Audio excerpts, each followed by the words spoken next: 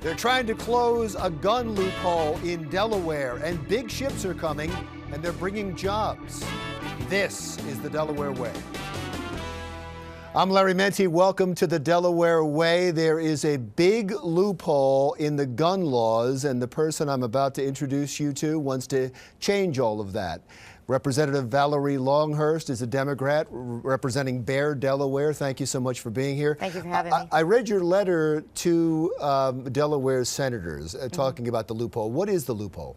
So the loophole is that once you purchase a gun, you have to have a background check. 92% of those come back immediately, but there's 8% that doesn't come back. And what happens is that if it doesn't come back, certain states don't have a limit on when they can release that gun. So that gun could be released without a background check, and over 15,000 illegal guns were caught up in this loophole and went out to people that shouldn't have had those guns. How long are you allowed to have a delay before you give one out? Well, Delaware has a 3-day delay, and then after 3 days, they could just go ahead and release that gun to that person without having that background check. And that happens a lot. Why does it happen? 92% of those backgrounds are done immediately, but it's that 8% that's not. So there are people that may have some history in their background of a misdemeanor, domestic violence, or things like that, and they have to go back and research it. Oh, is that right? Yes. So, and once the research starts, can't there be somebody, and I guess this is part of your law and what you're talking about, can't there be somebody at that point that says, hey, we've run into a problem, there's going to be a delay, they shouldn't be getting a gun right now until we finish this investigation? Right, and that's what does happen, but the states have the authority to say you can go ahead and release that gun. Some states say that, you know, you could do it in 18 days, 25 days, you could release that gun. But I think in the state of Delaware, for public safety, I don't think that we should release that gun at all until that person has that background check. It's like going to get a credit card. You're instantly told if you go online and do a credit card, to get a credit card, it will instantly come back if you don't have any problems with the credit card. But if you do have a problem with the credit card, it will say, no, we'll hold it. And that's what I'm asking you to do, is hold that gun until we get that information back to whether that person should have it. It's actually a red flag. When you say it's infinity, when you say it's an undetermined amount of time, gun owners, NRA people are going to say immediately, well, if you're saying it's forever, you can just hold me up from getting a gun, and you will infringe on my constitutional rights of getting a gun by saying that. Well, if you're a law-abiding citizen, that you're in that 92%.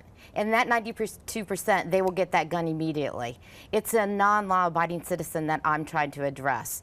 And, you know, that will be the debate that I have on the House floor, apparently, with the NRA and the gun owners.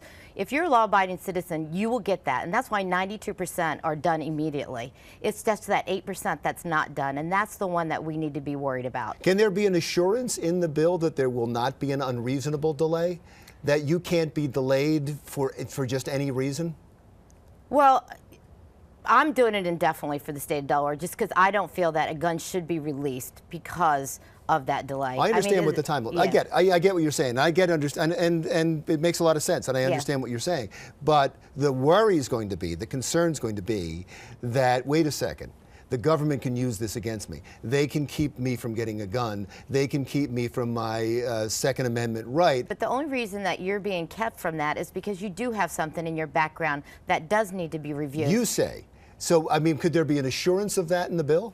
That if there is something, you can be delayed indefinitely, but if there's not something, what I'm saying is you're going to get people that are going to say this is unreasonable, and it's unreasonable because I don't trust that you're going to say, the government, not you particularly, but the government's going to make up some reason and keep people from getting guns. Well, they can't because it's a law. You have certain specific reasons why you can't get a gun, whether it's domestic violence, a felony, or a misdemeanor, or drug related. So there's already a place where why you shouldn't get that gun. So if that doesn't show up, you're saying that's already in the law. If that doesn't show up, there can never be a delay. They can't keep you. Right. Okay. Right. They can't keep you from getting a gun. And I would, you know, I would say, you know, I think that somebody should get a gun as long as they meet those criteria.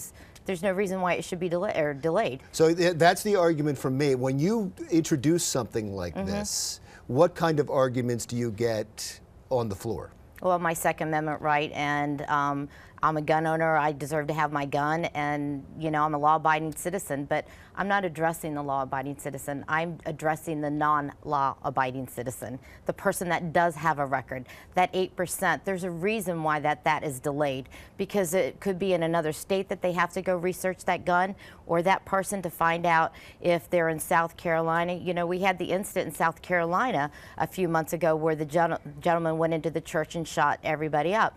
He was a delayed. Okay, he had a conviction on a drug case. If they would have held that gun, he wouldn't have gone into that church.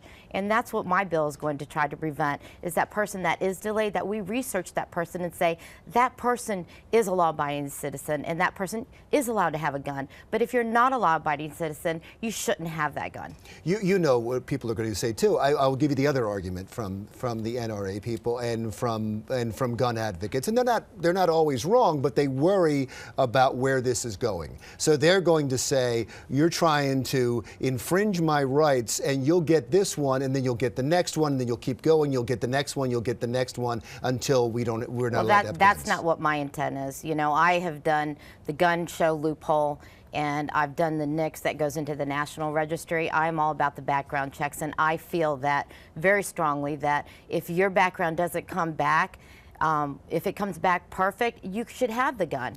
I don't deny that. You should have that gun. And you support those rights? I support, absolutely. But if you do have a felony or a conviction, you should not have that gun. Which is already in the law. It's already in the law, but the delayed reaction or the delayed transaction is what's allowing those people that aren't law-abiding citizens to get the gun, and then the ATF has to go out and retrieve that gun.